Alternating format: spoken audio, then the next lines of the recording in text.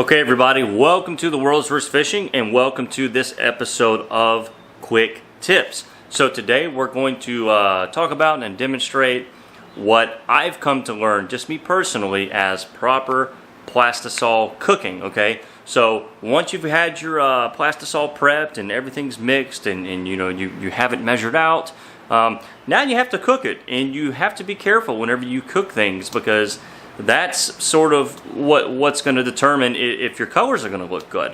If you take your plastic and you overcook it or you burn it a little bit, then the plastic's not going to be as clear. Your colors are not going to be as vibrant. Not to mention, undercooking it means now your plastic is not going to set up right. So there's a lot of reasons to really take care here. So I'm going to show you my process. We're going to jump over to the table and we're going to get some plastic cooked up perfectly for you guys and show you how I would recommend you do it. Okay, so what we have here is your basic 1 cup size. Okay, now these are the Anchor cups.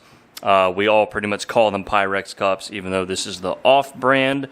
And so there are many different sizes of cups just for today's demonstration. I'm just going to show you the smallest one. Okay, this is one of the most common sizes. This is what I personally choose to hand pour with.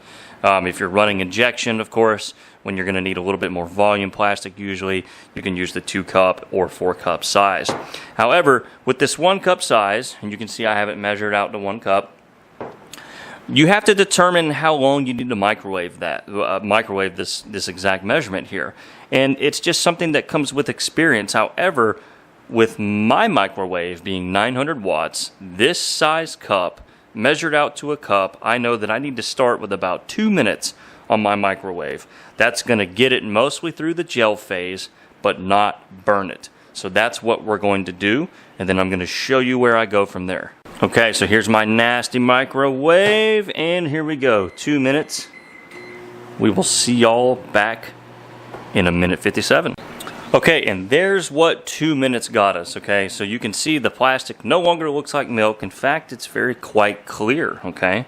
Now, this is a worm blend, so it's going to have phenomenal clarity. However, this is still in the gel phase, and what I mean by that is, see how it's still a little thick, right? That literally looks like jelly. This is what's known as the gel phase. This means that this plastic is in the middle of the chemical reaction that takes it from milk to a working liquid plastic that will then set up and retain its shape. So this is no good in terms of being ready to use. Okay, so what I want to do is I want to stir the bottom of that cup, because the bottom of the cup is where the contents are going to be least cooked. So I want to take that lesser cooked plastic off the bottom. It still looks a little milky. You can even see that. We really want to mix that into the column, because we want this cup to be cooked evenly. That way there are not little portions of it that are still left uncooked. Okay? So now that we've done that, this needs to go back in the microwave. For this amount of plastic that is cooked to this point of the gel phase, this needs about another 30 seconds. Okay, now does that not look pretty? Nice and clear. The more clear your plastic cooks, it's like having a blank canvas versus a canvas that's not completely white, right? So a white canvas versus a dirty canvas. Clear plastic versus unclear plastic. And so that right there looks about done. However, temperature is what really determines when it's done. So let's talk about temperature.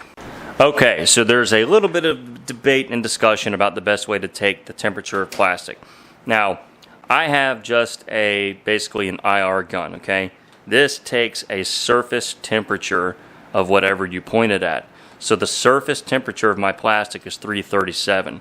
Conversion temperature, right? We need to make a chemical conversion here using heat. Conversion temperature needs to be at least 350 degrees, okay?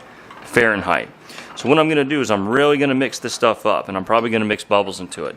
But I really want to mix the contents up and then take a temp, okay? 329. Because I don't just want to take a surface temp. I want to mix up the contents of the cup to get some of the plastic out of the bottom and see what it is. You can see this stuff is not quite hot enough. We need to get it at least showing 350. Now, it may have been 350 in the microwave, but by the time I put it here on the table to demonstrate for you guys, it may have cooled down a little bit. However, I want to show you 350 just to drive the point home that you need to see 350. Okay, let's see if we made it. Let's stir it up. 4, oh, close, close, close.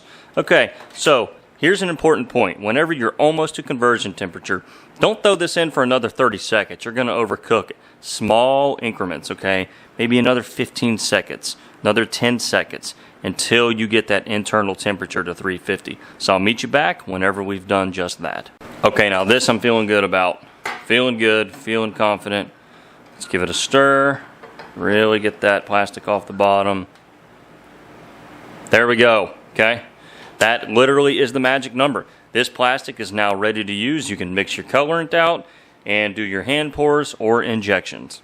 And here are just a few hand pours. This is the Angling AI hand pour action worm mold. Just to kind of show you the clarity there.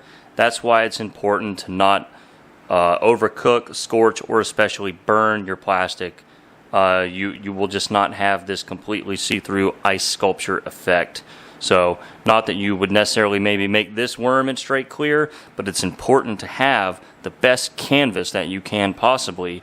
And if this is yellowed or even burnt, you're just not going to have that. So, very important to maintain the correct balance of temperatures to get the best possible performance out of your plastic. Okay, everybody, thanks for watching this episode of Quick Tips. That is how I at least cook my Plastisol to get the best results that I possibly can.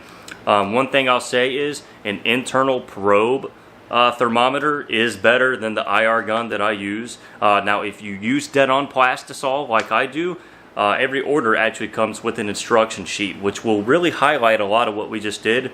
Read those instructions, take them to heart. You can always contact me through social media with questions, or contact Dead On Plastics as well. No matter what plastic you use, these simple, I think this simple process right here will set you up for the best success. Thanks for tuning in.